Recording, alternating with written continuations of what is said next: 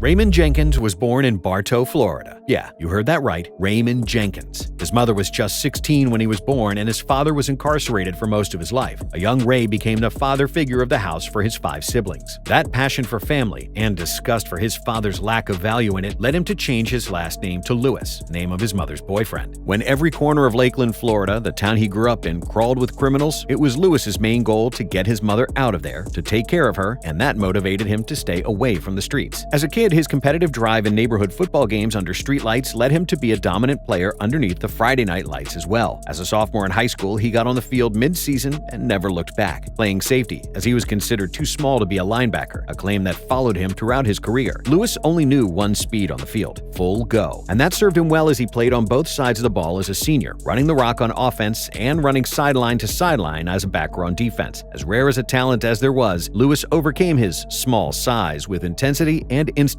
becoming an All-American linebacker and a state champion wrestler on top of that. After Florida State, his dream school, chose someone else over him, Ray was actually the very last recipient of a scholarship to the University of Miami in 1993. With a team as dominant as the Miami Hurricanes were in the 90s, freshmen didn't typically see the field. Well, unless that freshman is Ray Lewis. Canes officials told him he wouldn't play early on, and he wasn't even included in the media guide. Lewis didn't need a fire lit, but now he had one. He was inserted into a Week 3 game against Colorado due to injury and had 17 tackles to help Miami win a 35-29 thriller on his debut. He played every game for the remainder of his college career, and he finished his freshman year as a starter for the final 5 games and being named to the freshman All-American team. As a sophomore, he led the Big East with 152 tackles, breaking the Canes' single-season tackle record, and was named an All-American. As a junior, he eclipsed that by breaking his own record with 160 tackles, leading the #1 defense in the nation and falling just short of a national championship. Ray Lewis's time at the U was historic, but the NFL was calling and he was listening. He passed up his senior year to enter the 1996 NFL Draft. It would be insane to have the first 2 draft picks in your franchise's existence be Hall of Famers. Well, that's exactly what the inaugural Baltimore Ravens did when they selected Jonathan Ogden and Ray Lewis in the first round. With the 4th overall pick, they took Ogden. With the 26th overall pick, they took Ray. Many scouts loved Lewis, but hated his lack of size, saying it would limit his potential. Boy, were they wrong.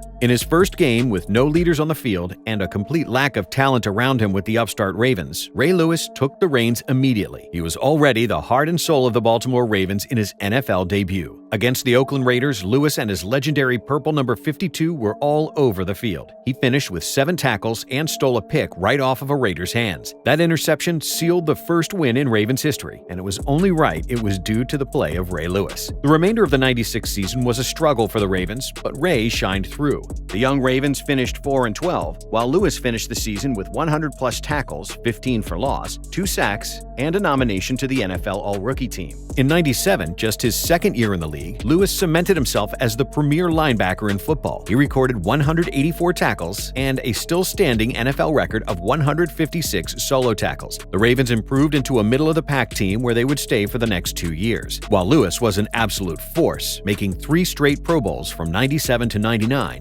and leading the league in tackles in '97 and '99. Then, the year 2000. Ray was always the best player on the field, and he made the players around him better. He brought out their passion and raised their play. Rex Ryan, longtime NFL coach, said of Lewis. And 2000 was the symbol of everything Ray Lewis stood for. The Ravens were loaded on defense, with Rod Woodson, Chris McAllister, and Dwayne Starks in the secondary, Sam Adams and Tony Siragusa clogging up the middle, Peter Boulware and Rob Burnett on the edge, and of course, their leader, Ray Lewis, inspiring this special group. What they did is considered arguably the greatest defensive season in NFL history. Firstly, they forced 49 turnovers in 16 games. The Ravens opened the season up, forcing 3 shutouts in the first 6 games, on the way to a 5-1 record. The Lewis-led defense kept the Ravens in every game, including winning 2 when the offense was kept out of the end zone for 5 straight games. 5 straight. They had no help at all from their offensive counterpart, yet they still held opposing offenses to the lowest amount of points allowed in 16 games schedule history. They averaged just 10 points allowed per game and finished with 4 shutouts, just one shy of the Steel Curtain's 1976 record. Running the ball on them? Forget about it. They are the only team ever to hold opponents under 1,000 rushing yards over an entire season. Ray Lewis, with 137 tackles, 2 interceptions, and 3 fumble recoveries, won NFL Defensive Player of the Year. But the year became even more special in the playoffs. They suffocated the AFC, allowing just 1 touchdown in their first 3 playoff games, all while being wildcard road warriors. In the rubber match with the Titans in the divisional round, it was Lewis's clutch 50-yard interception TD that sealed the game. They met the Giants in Super Bowl 35, where Lewis and the Ravens defense put together one of the most dominant performances we've ever seen. They completely shut down the Giants and scored more points on defense than the Giants could on offense. It ended up with a 34-7 victory, in which Ray Lewis was named Super Bowl MVP. It was the storybook script that Lewis dreamed of, from a dirt-poor Lakeland kid to Super Bowl MVP. The biggest thing he became known for, other than his fiery passion, came the next season. In an effort to fire up the 0-1 Ravens, Ray Lewis decided to bring a dance created by childhood friend Kirby Lee to life, and the Squirrel Dance was born. Hot in Here by Nelly hits the stadium PA,